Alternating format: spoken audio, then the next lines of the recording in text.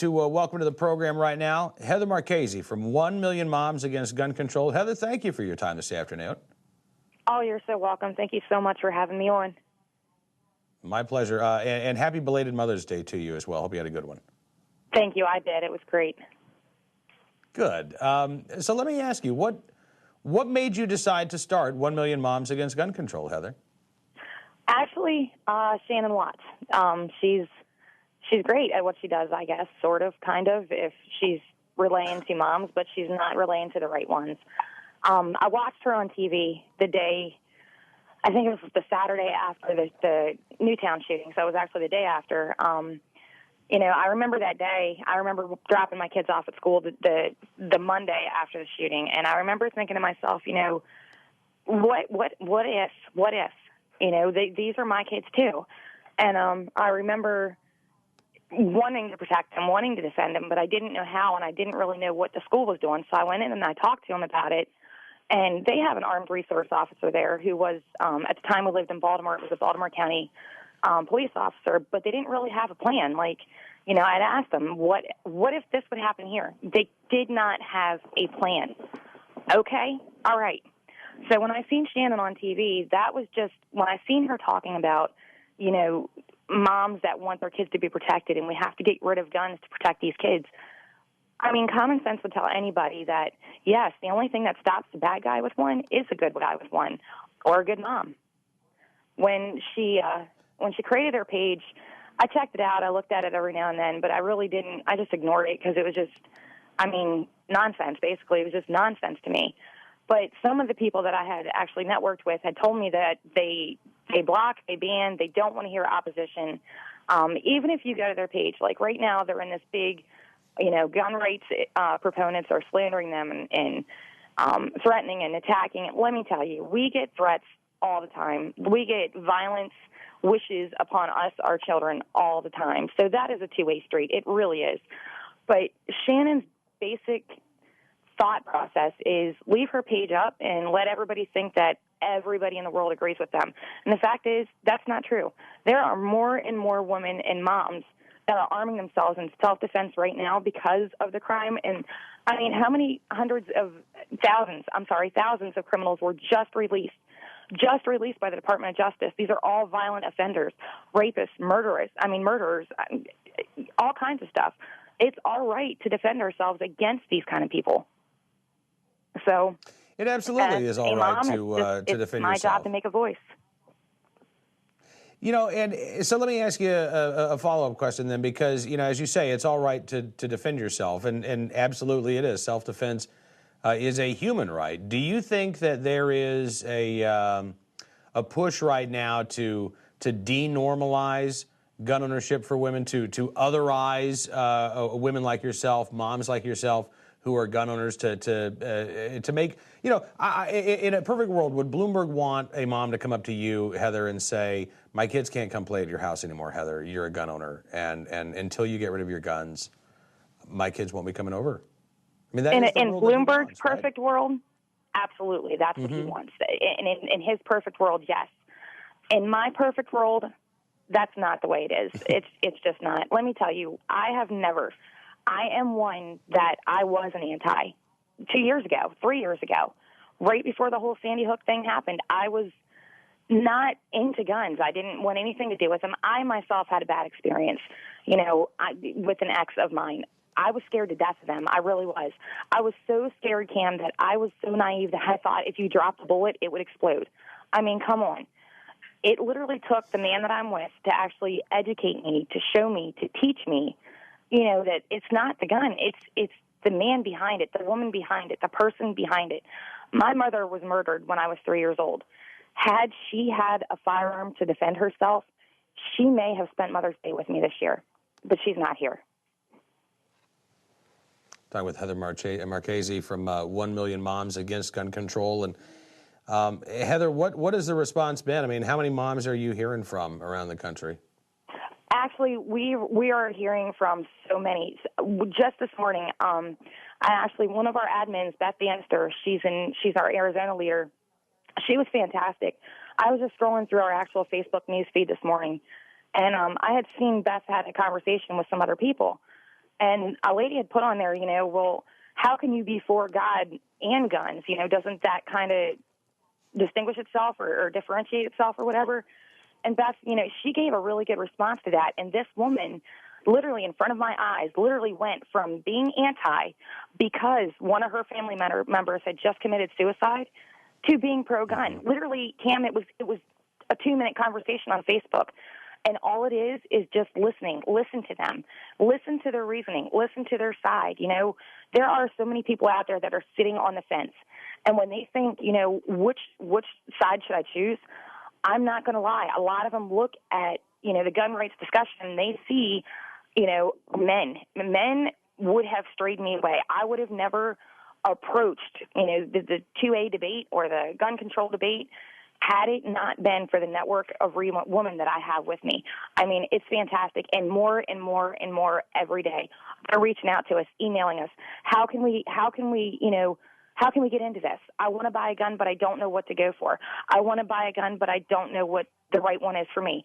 Should I get a long gun? Should I get a shotgun? What should I hold, a pistol? There are so many of them that are reaching out and just want to know where to go, how to go about it, where to find the proper training, and everything else. It's phenomenal. It really is. And again, what you're describing here, Heather, is not women who are making a rash, impulsive decision to go buy a gun, to not know how to use it, just to have it.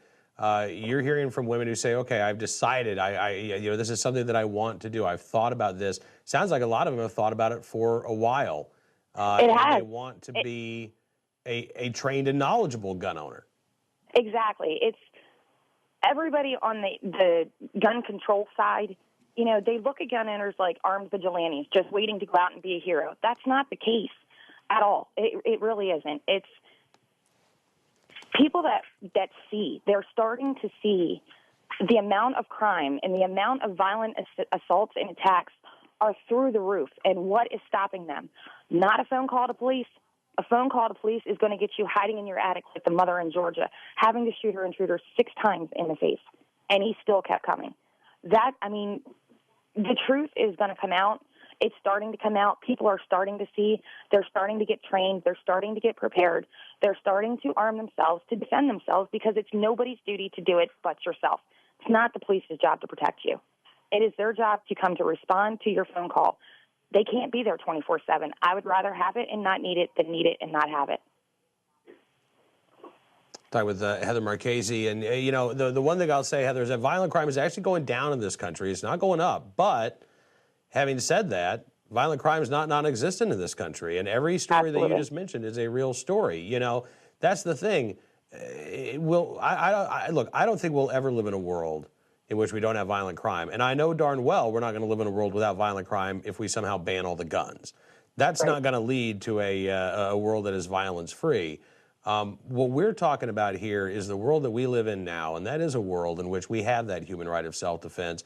It is sadly a world in which every day we see these stories of strangers breaking into people's homes and threatening them, shooting them, hurting them. And thankfully, we're able to cover these stories every day of people who are able to fight back, people who are able to defend themselves. In fact, we've got a story coming up in just a few minutes in our Hero of the Day, a woman who acted in self-defense. Thankfully, she was armed. And I'm telling you, we're seeing more and more of these self-defense stories involving women and firearms. Oh, absolutely. You'll see it more and more all the time. And that's the best part. The women are actually standing up and defending themselves, not becoming a victim like my mother did. I mean, you take the tool away, you still have violence. It's not gun violence. That's not the problem. It is violence in a society as a whole. We have no respect for the value of human life anymore, absolutely none. And the moms and man followers, they like to say that the Second Amendment is outdated. But I can defend the Second Amendment, I can defend the armed self-defense without even talking about the Second Amendment. You see, grown-ups know that nobody will ever be completely safe. Space junk could fall through the ceiling and kill us both right now. You and I right now, both of us. The odds of that are astronomically low. Pun intended, but the odds are not zero. So I still look up every once in a while.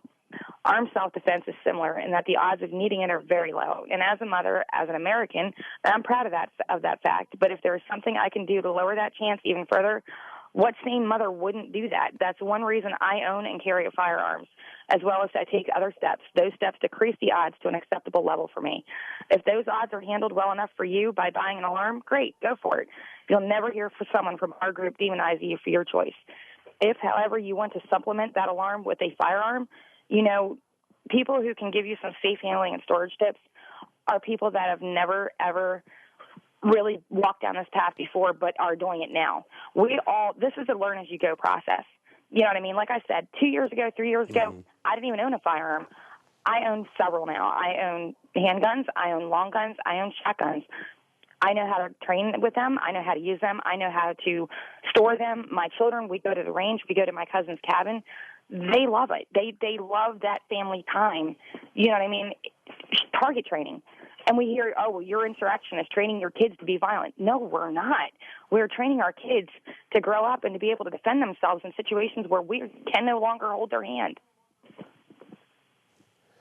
Heather, again, it's been fantastic talking to you. Unfortunately, we are almost out of time here, but I want to just, one last point. As you're talking and you're describing these conversations that you've had with other moms out there, one of the things that I've noticed here is that you're very conversational, not confrontational. It sounds like you are very welcoming of the conversation. You want to talk to people who are on the fence, and you want to make sure that the conversation with the gun owner that they have is going to be a good one.